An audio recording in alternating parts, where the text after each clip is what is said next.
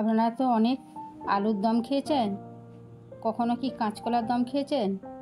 আজ বানাবো সেই কাঁচকলার দম। ভাবলাম ইলিশের মাথাও আছে, মাথা দিয়েই কাঁচকলার দম বানিয়ে ফেলি।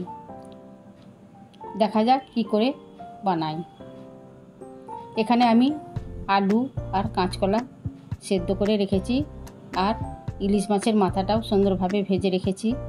আমি দেখিয়ে দিচ্ছি সেদ্ধ করা কাঁচকলা, দেখুন, আর সেদ্ধ আলু। এবার চলে যাব কড়াইতে। আমি তেল দিলাম। প্রথমে আমি কাঁচকলাগুলোকে সুন্দরভাবে লাল লাল করে ভেজে নেব। প্রথম থেকে শেষ পর্যন্ত ভিডিওটি দেখার জন্য অনুরোধ রইল। লাল লাল করে ভাজাও হয়ে গেছে। এবার আমি একটি পাত্রে তুলে রাখলাম। আবার কড়াইতে তেল দিলাম। তেলটা গরম হতে দিয়ে দিলাম পেঁয়াজ বাটা। পেঁয়াজ বাটাটা আমি লাল লাল করে ভেজে নেব। এরপর দিয়ে দেবো রসুন বাটা। রসুন বাটাটাও আমি একটু নেড়ে চেড়ে ভেজে নিলাম।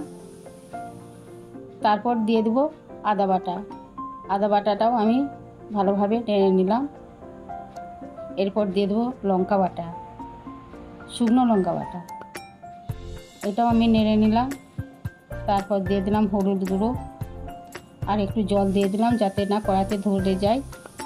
এভাবে আমি মশলাটা ভালোভাবে কষে নেব।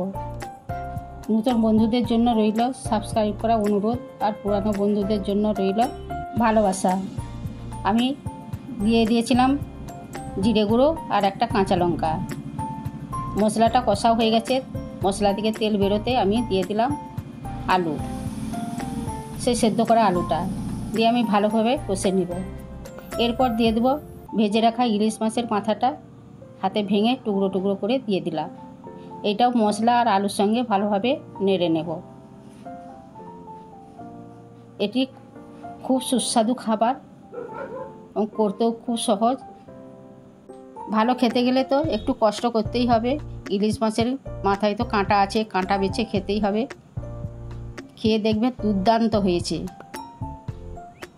এরপর আমি দিয়ে দেব একটু জল। জলটা দিয়ে আমি ভালোভাবে নেড়ে চেড়ে নিলাম। তারপর দিয়ে দেবো পরিমাণ মতো লবণ দিয়ে নেড়ে দিলাম। তারপর ফুটে উঠতেই আমি দিয়ে দেবো সে ভেজে রাখা কাঁচকলাগুলো। এবার আমি নাড়তে নাড়তে রেডি হয়ে যাবে ইলিশ মাছের মাথা দিয়ে কাঁচকলার দম। এটি গরম ভাতের সঙ্গে খাবেন, অসাধারণ লাগে। জলটা একটু মাখা মাখা হয়ে গেলেই নামিয়ে নেবেন। আমার রেডি ইলিশ মাছের মাথা দিয়ে কাঁচকলার দম। এরকম দম বানিয়ে বাড়িতে খাওয়াবেন, আমি কথা দিলাম প্রশংসা পাবেন। আমার ভিডিওটি ভালো লাগলে লাইক, কমেন্ট, শেয়ার করবেন। সুস্থ থাকুন, ভালো থাকুন। দেখা হচ্ছে পরের ভিডিওতে। বাড়িতে বানিয়ে অবশ্যই কমেন্ট করে জানাবেন কেমন হলো।